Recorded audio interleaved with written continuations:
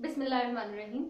Assalamualaikum students. Today we are going to start the topic of potential energy. Potential energy. Before starting the topic, कुछ पीछे की बात करेंगे. हमने पढ़ा काइनेटिक एनर्जी के बारे में पढ़ा, एनर्जी की डेफिनेशन के बारे में पढ़ा. In this topic we'll discuss what potential energy is and उससे रिलेटेड कुछ एग्जांपल्स पढ़ेंगे और एक और फॉर्म पढ़ेंगे, that is the elastic potential energy, और उसका फॉर्मूला हम डिराइव करेंगे. This is also very much easy topic. इसमें कुछ भी मुश्किल नहीं है and important topic as well.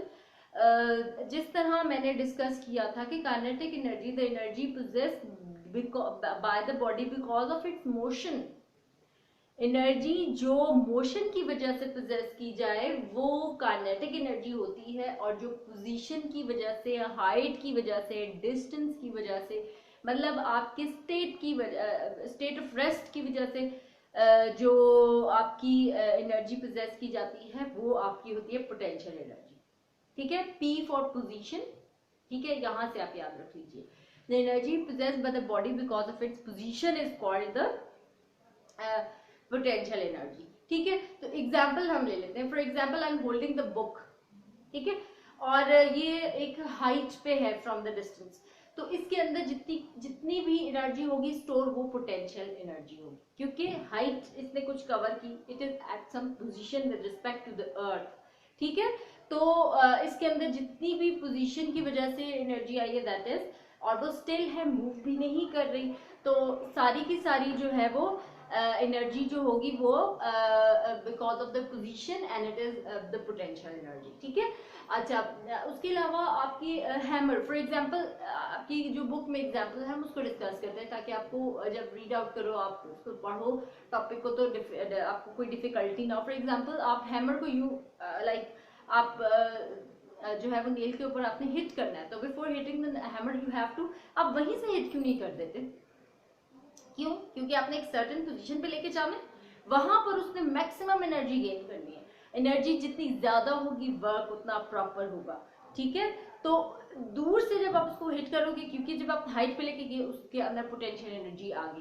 When you hit that hammer on to the nail to press it, तो क्या है, मैक्सिमम जो है वो पोटेंशियल एनर्जी उसके ऊपर, जो एनर्जी जो उसके अंदर स्टोर थी वो हिट करेगी और वर्क जो है प्रॉपरली हो जाएगा. ठीक है, तो इस तरह से हम एक्सप्लेन करते हैं. ये हमने एग्जांपल्स कर डेफिनेशन कर ली, then we discuss the example. Now move towards the elastic potential energy. Elastic, जब भी वर्ड आएगा, सेम इलास्टिसिटी, जो खींचने वाली चीज होती है. ठीक है, you are familiar with it ना, the thing which is done like this. सो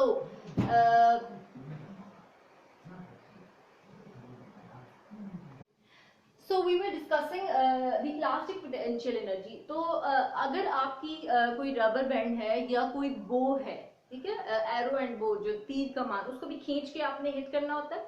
तो खींचने से जो उसके अंदर एनर्जी, खींच के एक पॉइंट पे आप उसको थोड़ी देर के लिए स्टे करते हो, फिर उसको रिलीज करते हो. ठीक है, तो अगर रबर बैंड है उसको भी आपने स्ट्रेच किया और उसके बाद रिलीज किया, तो स्ट्रेच करने पर जो उसकी एनर्जी उसके अंदर स्टोर हो गई जब भी आपने खींचा, क्योंकि आपने you do some work to stretch it ना. तो मैंने हमेशा ये बात बोली है, जो भी काम हम करते हैं वो उस बॉडी के अंदर एनर्जी की फॉर्म में स्टोर हो जाता है. तो जैसे ही आपने उसको खींचा, तो और एक थोड़े से पोजीशन पे आपने उसको स्टिल किया, तो खींचने की वजह से जो उसके एनर्जी अंदर एनर्जी डेवलप होगी या स्टोर होगी, that is elastic potential energy. ठीक है, now comes to the explanation या मैथमेटिकल फॉर्मूला.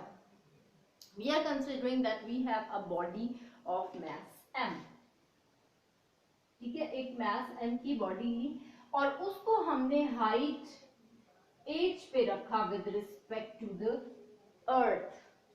ठीक है, हमने हाइट h पे रखा, एक बॉडी को हमने लिया, और हमने काइनेटिक एनर्जी के टाइम पे भी मैंने बोला था, kinetic energy equals to the work done on the body while moving. ठीक है, और अब पोटेंशियल एनर्जी भी किसके इक्वल होगी? Work done on the body because of its height, position, distance.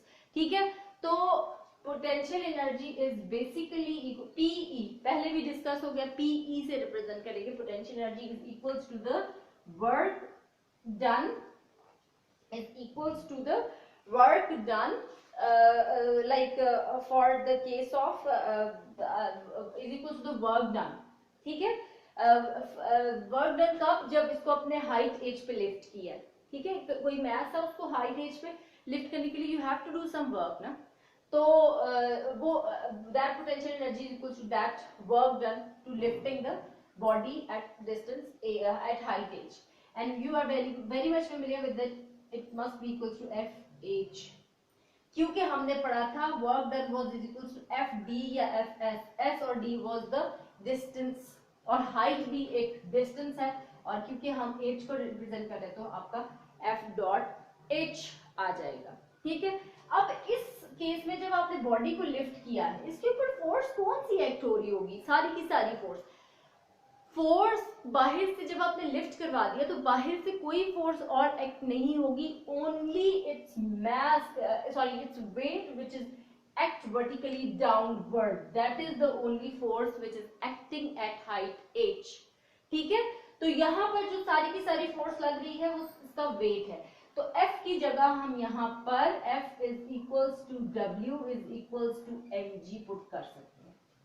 ठीक है, आप पोटेंशियल एनर्जी डायरेक्टली आप इसको mg डॉट h, mgh, आपके पास पोटेंशियल एनर्जी का जो फॉर्मूला आ गया that is mgh. What was the formula for kinetic energy? ke is equals to half mv square. ये जिस तरह से आपने Newton's law, Newton's equations, motion equations of motion के जो है फॉर्मूलाज आपने बिल्कुल फिंगर टिप्स पर याद किए, इसी तरह आपको ये दो फॉर्मूलाज भी बहुत अच्छी तरह से रिमाइंड हो जाएंगे जब नंबर ऑफ टाइम्स आप इसको यूज करोगे during the numericals. This was very much easy and very much important topic. You have to learn it, and again, don't forget to subscribe the channel. Please press the bell icon and share the video. Thank you very much.